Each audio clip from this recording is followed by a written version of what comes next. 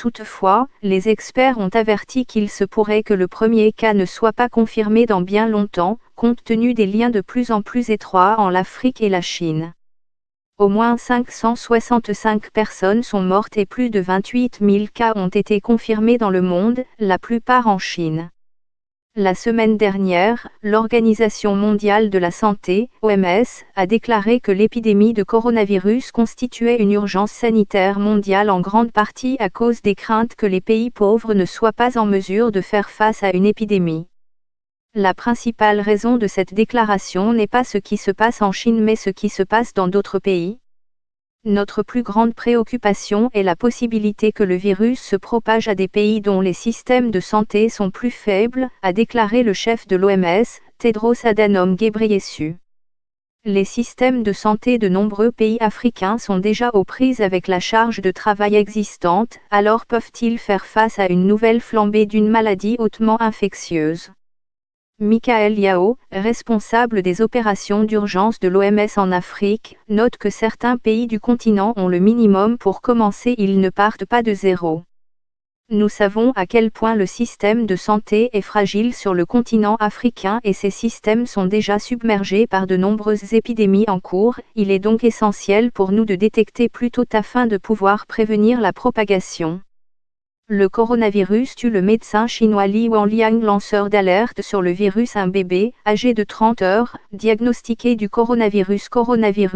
La vie s'est arrêtée en Chine jusqu'au début de cette semaine. Il n'y avait que 2 laboratoires en Afrique, l'un au Sénégal et l'autre en Afrique du Sud qui disposaient des réactifs nécessaires pour tester les échantillons. Il travaille comme laboratoire de référence pour les pays de la région. L'un des laboratoires, l'Institut Pasteur de Dakar, au Sénégal, est depuis longtemps en première ligne de l'innovation médicale en Afrique, notamment en matière de recherche sur la fièvre jaune. Cependant, cette semaine, le Ghana, Madagascar, le Nigeria et la Sierra Leone ont annoncé qu'ils pouvaient également effectuer des tests. L'OMS envoie également des kits à 29 laboratoires sur le continent pour s'assurer qu'ils ont la capacité de traiter le virus et aussi pour aider à tester des échantillons provenant d'autres pays si nécessaire. On espère toutefois que d'ici la fin du mois, au moins 36 pays africains seront équipés pour effectuer des tests spécifiques au coronavirus.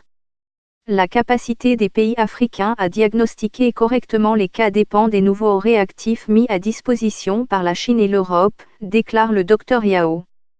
La Croix-Rouge nigériane affirme avoir mis en alerte 1 million de volontaires.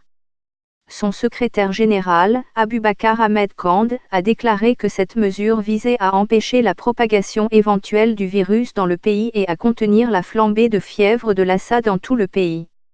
En Tanzanie, le ministre de la Santé, Umi Mwalimu, a annoncé que des centres d'isolement avaient été identifiés dans le nord, l'est et l'ouest du pays. Des thermomètres ont été stockés et plus de 2000 agents de santé ont été formés.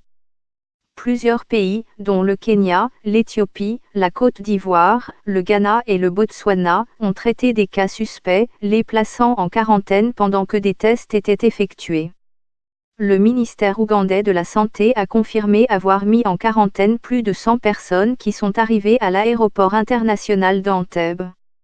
Certaines de ces personnes ont été mises en quarantaine dans 2 hôpitaux à Entebbe et Kampala, tandis que d'autres ont été invitées à rester chez elles.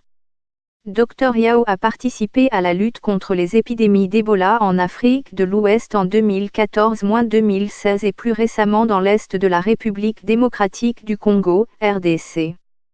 Il s'est dit préoccupé par le fait qu'il n'y avait pas suffisamment de capacité pour traiter les cas critiques de coronavirus. Nous conseillons aux pays de détecter au moins les cas à un stade précoce pour éviter la propagation du nouveau virus au sein de la communauté, ce qui sera difficile à gérer, préconise-t-il. Sur une note positive, de nombreux pays africains procédaient déjà au contrôle des passagers arrivant à leur port d'entrée pour le virus Ebola. Les pays qui ont fait face à l'épidémie d'Ebola disposent toujours des installations d'isolement et de l'expertise nécessaire pour contrôler les maladies infectieuses.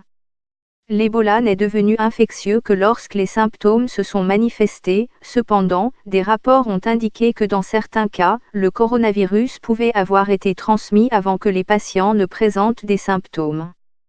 Les liens commerciaux de plus en plus étroits entre la Chine et les pays africains font craindre une propagation du virus. La Chine est le plus grand partenaire commercial de l'Afrique et environ 10 000 entreprises chinoises opèrent actuellement sur le continent. Selon les médias d'État chinois, plus d'1 million de ressortissants chinois vivent dans des pays africains. Il y a également plus de 80 000 étudiants africains en Chine, souvent attirés par les bourses d'études du gouvernement, rapporte Le Guardian. Un étudiant camerounais de 21 ans aurait contracté le virus après un voyage à Wuhan et est soigné à l'hôpital. Les étudiants chinois se rendent également sur le continent, attirés à nouveau par les bourses d'études du gouvernement. Des étudiants comme la Zambienne Tiziliani Salima se sont imposés une quarantaine pendant plus de 2 semaines. Chaque matin, elle se réveille en apprenant qu'il y a eu des dizaines de décès et des milliers de nouveaux cas d'infection à Wuhan. Malgré les mesures draconiennes prises dans toute la ville, rien n'indique que la propagation de l'infection va ralentir. L'argument selon lequel la Chine est mieux équipée pour faire face à l'épidémie de coronavirus que les pays d'origine des étudiants africains ne contribue guère à calmer les inquiétudes de nombreux étudiants africains vivant dans la province voisine, le Hubei. Les étudiants du Nigeria, de Zambie, de Tanzanie, du Cameroun et de Côte d'Ivoire commencent à perdre l'espoir que leurs gouvernements écouteront leurs appels pour organiser leur évacuation.